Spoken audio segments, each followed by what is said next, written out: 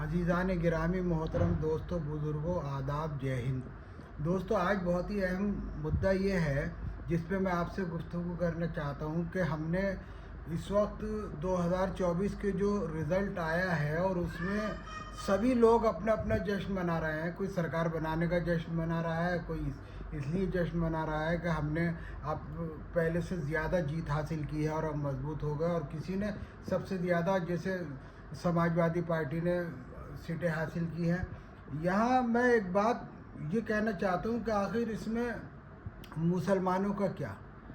मुसलमानों को अगर आप गौर से देखें तो महाराष्ट्र में कोई एक भी मुसलमान नहीं जीता, या यूँ कह लीजिए कि जो 6-7 प्रदेश वो है जहाँ कांग्रेस का सुपड़ा बिल्कुल साफ़ हो गया और एक भी सीट उनके लिए नहीं आई, चाहे वो हिमाचल प्रदेश हो, मध्य प्रदेश हो, और इन जगहों पे 6-7 सूबों में कहीं पर भी कोई उनकी सीट नहीं आई, सबके सब वो हार गए।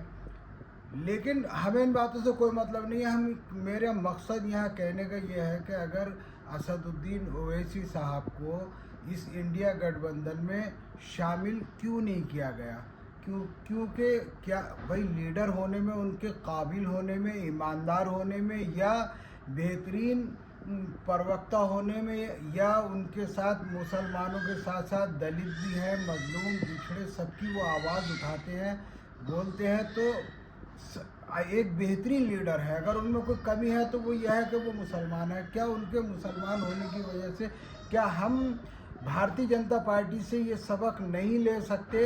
ये इंडिया गठबंधन के जो जिम्मेदारान हैं, क्या वो ये भारतीय जनता पार्टी से सबक नहीं ले सकते कि भारतीय जनता पार्टी ने सबको साथ लेके, चाहे वो अपना दल हो, या जयंत चौधरी हो, या नीतीश कुमार जी हो, या चिराग पासवान हो, सबको साथ लेके उन्होंने सबको सीटें दी।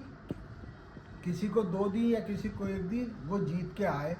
लेकिन अगर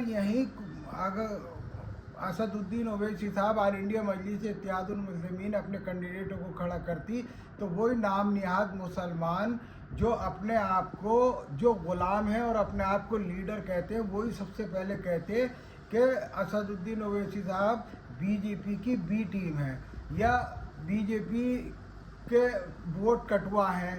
ये तरह तरह के इल्ज़ाम उनके ऊपर लगाते, उनके गुर्दे छिलने लगते। लेकिन आज मैं उन दल्लों से ये पूछना चाहता हूँ कि मायावती जी ने, बहन जी ने उत्तर प्रदेश में 16 सीटें हरवाई। 16 सीटें ऐसी हैं जो इंडिया गठबंधन जीत सकता था, जहाँ पर भारतीय जनता पार्टी इतने कम वोटों से जीती है। उससे ज़्यादा वोट बहन जी की पार्टी को आए हैं। क्या कोई माई का लाल बहन जी को ये कह सकता है कि वो वोट कटवा है, वो बीजेपी की बी टीम है?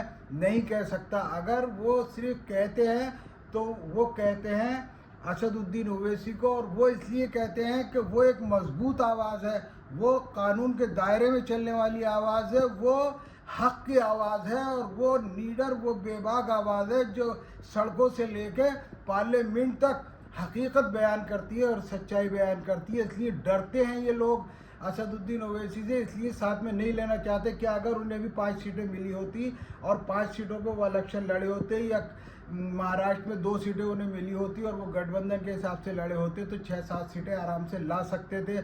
लेकिन इन्होंने सिर्फ डर की वजह से और खौफ की वजह से उन्हें शामिल नहीं किया इंडिया गठबंधन में। और मैं आज मुसलमानों से ये कहना चाहता हूँ कि आप इस बात को सोचो, समझो, खुदारा समझो इस बात को कि हर एक से गठबंधन किया जा सकता है, राजभर से किया जा सकता है, औरों से दिगर से किया जा सकता है, लेकिन अगर नहीं किया जा सकता तो असदुद्दीन ओवैसी से नहीं किया जा सकता। आखिर इसकी वजह क्या है? इस पर गौर करना पड़ेगा और सोचना पड़ेगा।